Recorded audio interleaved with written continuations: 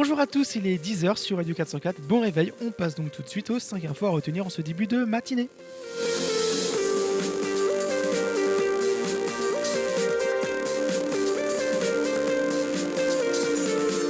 Et on commence ce matin avec l'actu média du jour. Le groupe privé Canal+ va lancer des abonnements à moins de 10 euros par mois.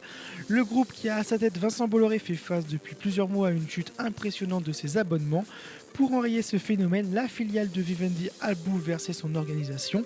La rentrée 2016 a été marquée par un changement conséquent de la grille des programmes de la 4, moins de programmes en clair et mercato des programmes et animateurs sur les petites chaînes du groupe, C8 par exemple. Mais l'annonce du jour, c'est que le groupe Canal+ va s'allier avec les opérateurs téléphoniques afin de collaborer dans le but de proposer donc des abonnements à prix réduit. Des accords avec les opérateurs Free et Orange sont déjà annoncés avec des offres sur mesure pour leurs abonnés.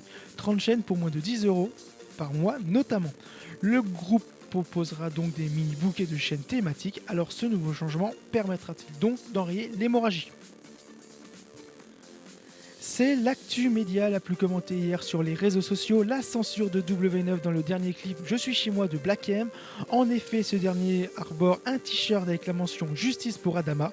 A rappeler que cette inscription fait référence à Adama Traoré, jeune homme de 24 ans décédé en juillet dernier à Beaumont-sur-Oise, dans des circonstances controversées, après avoir été interpellé par les gendarmes. Le floutage de ce texte a donc très vite créé la polémique. Lundi après-midi, le hashtag W9 censure figurait parmi les sujets les plus commentés.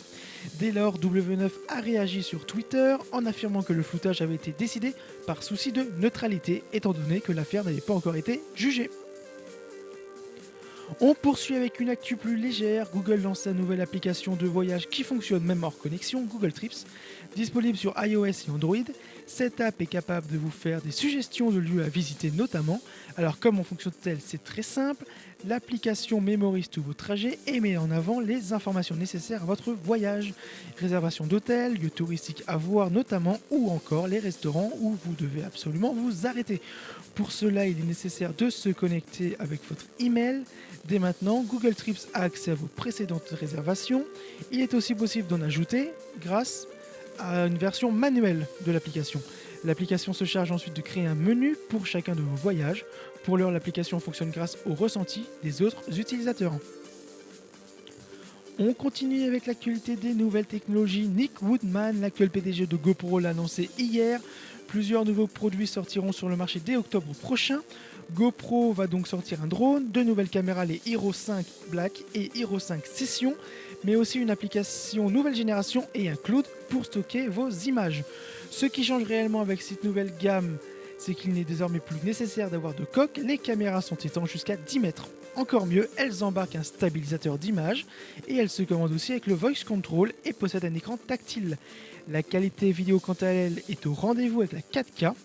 Désormais, il est très simple de partager des vidéos en ligne. Un simple bouton sur l'appareil permet de partager la vidéo que vous avez filmée sur YouTube. Mais la grosse nouveauté de la marque, c'est bien sûr son drone dénommé Karma, un quadricoptère. Alors rendez-vous dès le 2 octobre prochain pour la sortie de ces nouveaux joujoux.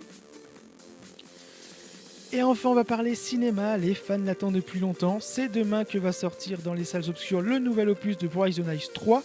Au casting, toujours la même équipe. Jean Dujardin, bien sûr, avec sa célèbre tunique jaune. Clovis Cornillac ou encore Bruno Salomon. Brice de Nice, Marius de Fréjus et Igor Dosgor vont donc une nouvelle fois tout casser.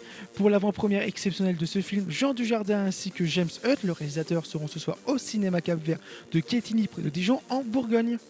Voilà, fin de ce flash. Très bonne journée à tous sur Radio 404.